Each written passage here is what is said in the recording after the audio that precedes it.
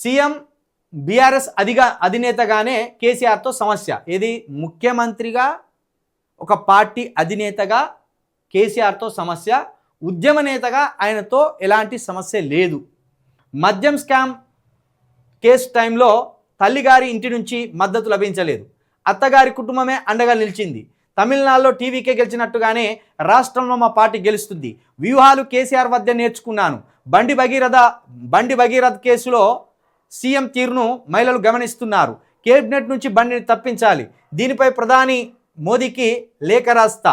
చూడండి, బండి భగీరథ్ కేసులో కవిత గారు చాలా స్పష్టంగా ఉన్నారు.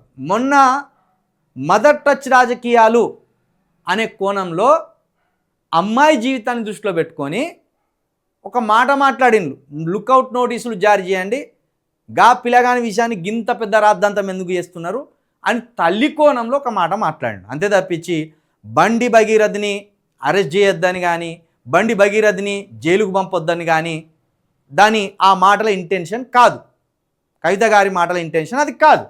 కాబట్టి నిన్న కాన్క్లేవ్లో స్పష్టంగా మరొక మాట మాట్లాడిండు. బండి సంజయ్ గారి పదవి నుండి వెంటనే ఆయన తప్పుకోవాలి. ఇందుకోసం అవసరమైతే ప్రధానమంత్రి మోడీ గారికి కూడా కవిత గారు లేఖ రాస్తానని హామీ ఇచ్చిండు. బండి సంజయ్ గారిని కేంద్ర మంత్రి పదవి నుండి తొలగించండి అని ప్రధానమంత్రి గారికి కవిత గారు లేఖ రాస్తామని కూడా నిన్న చెప్పిండు.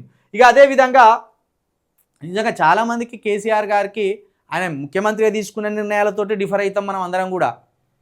ఆయన ఉద్యమ నేతగా ఏం చేసినా విజులు కొట్టినాం. మనం ఉద్యమ నేతగా ఆంధ్ర నాయకులను తిట్టిపోసిన విజులు కొట్టినాం. ఆయన ఏ పార్టీతో పొత్తు పెట్టుకున్నా విజులు కొట్టినాం.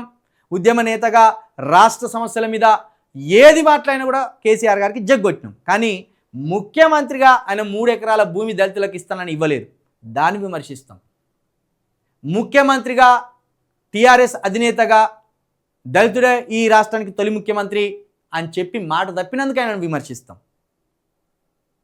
ఇక అనేక రకాలుగా ముఖ్యమంత్రి స్థాయిలో కూర్చొని బీఆర్ఎస్ అధినేతగా కేసీఆర్ గారు తీసుకున్న నిర్ణయాలను, అప్పటి ఆయన ఆలోచనలను వ్యతిరేకిస్తామని కవిత గారు చెప్తున్నారు. ఇక మద్యం కేసులో ఇరుక్కున్నప్పుడు కేటీఆర్ సానుభూతి కానీ, కేసీఆర్ సానుభూతి కానీ, ఆ పార్టీ నుండి కానీ ఎలాంటి మద్దతు దొరకలేదు.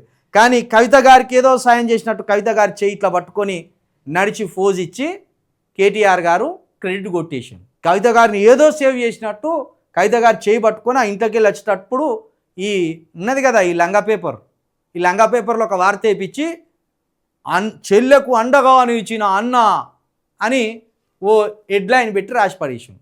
కానీ నిరాదరణకు గురైండ్లు కవిత గారు. ఇంట్లో నిరాదరణకు గురైండ్లు, ఇంట్లో వివక్షకు గురైండ్లు, ఇంట్లో మనోవేదనకు గురైండ్లు.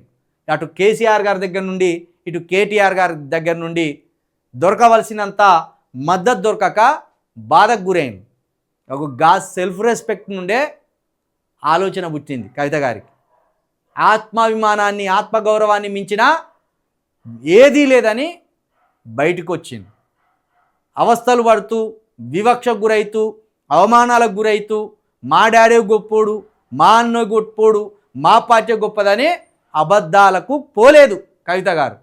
ధైర్యంగా తండ్రి అయినా ఓ రాజకీయ పార్టీ నాయకుడు కాబట్టి ఆ రాజకీయ పార్టీ నాయకుడిని విమర్శించడానికి ముందుకు రావాలి.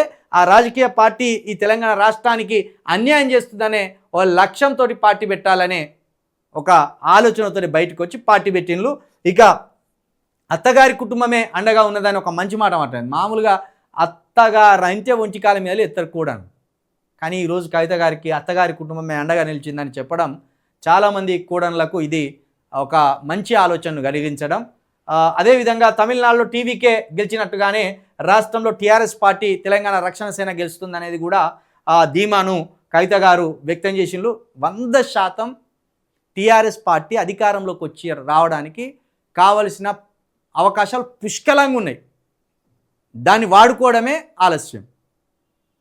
ఇచ్చిన పాంచజన్యం అనే హామీలే టీఆర్ఎస్ పార్టీని అధికారంలోకి తీసుకురావడానికి దోహదం చేస్తాయి. ఉచిత విద్య, ఉచిత వైద్యం, ఉపాధి, రైతే రాజు, సామాజిక న్యాయం.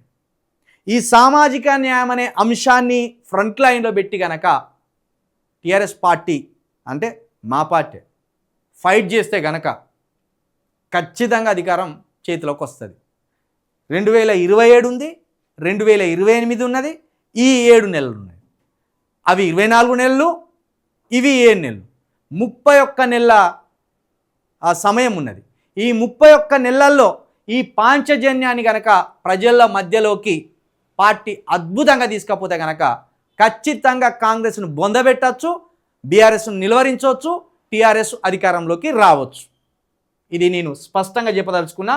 అందుకే తమిళనాడు టీవీకే పార్టీ ఎంత అద్భుతంగా అయితే తమ మేనిఫెస్టోని ప్రజల్లోకి తీసుకెళ్ళిందో, సేమ్ టీఆర్ఎస్ పార్టీ కూడా అంతే రాడికల్ మూమెంట్ లెక్క, ఒక రాడికల్ మూమెంట్ లెక్క కనుక ఈ పాంచజన్యాన్ని ప్రజల్లోకి తీసుకపోతే అధికారంలోకి కవిత గారు రావడం పెద్ద విషయం ఏం కాదనేది కూడా నేను స్పష్టంగా చెప్పదలుచుకున్నాను.